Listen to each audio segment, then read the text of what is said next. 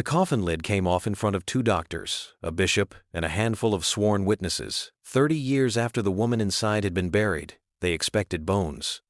Church law required this exhumation as a routine step toward possible sainthood, and everyone in that room had witnessed enough burials to know what 30 years does to a human body.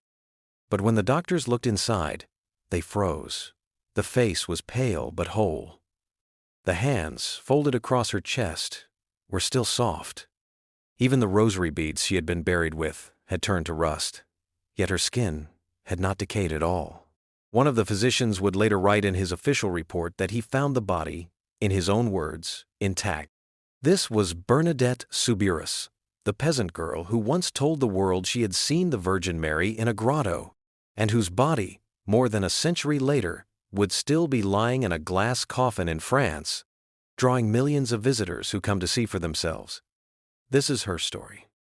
Bernadette was born in 1,844 Lourdes, a small town in the French Pyrenees, the eldest of 6 children in a family so poor they lived in the basement of an abandoned prison. She suffered from asthma and poor health for most of her life, and by every account she was an unremarkable, uneducated peasant girl, the last person anyone would have expected to become the center of one of the most famous religious events in modern history. On the 11th of February 1858, 14-year-old Bernadette was out gathering firewood near a rocky grotto called Massabielle when she saw a light, and within it, a young woman in white. Over the following months, the apparition returned to her 18 times.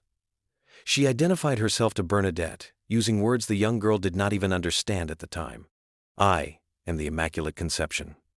During one visit, the lady instructed Bernadette to dig into the ground at the grotto.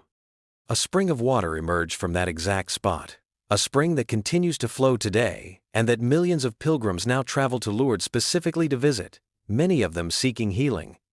Church authorities were at first deeply skeptical. Bernadette was interrogated repeatedly by priests, police, and doctors, all searching for inconsistency or fraud in her account. She never wavered. 4 years after the apparitions ended, the Catholic Church officially declared them worthy of belief.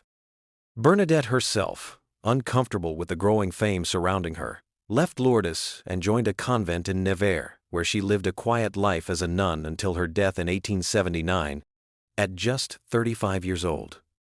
It was 30 years later, in 1909, as part of the formal process toward her canonization, that her body was exhumed for the first time.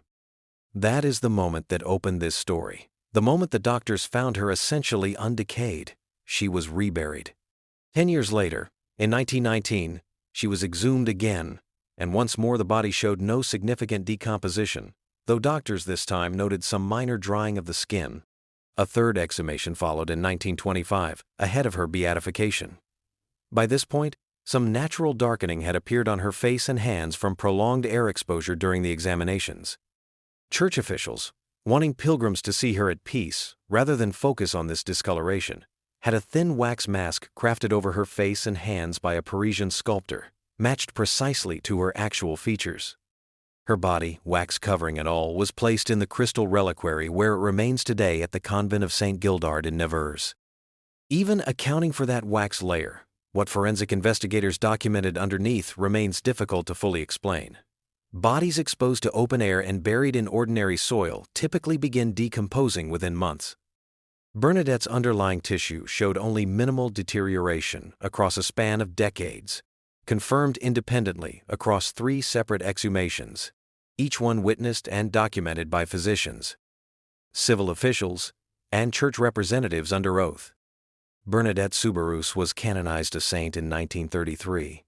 Today, nearly a century after her death, her body still lies in that glass coffin, visited by pilgrims from around the world. The girl who once said she was too unremarkable for anyone to believe her became a woman whose very body over 100 years later still testifies to something the natural world cannot fully account for.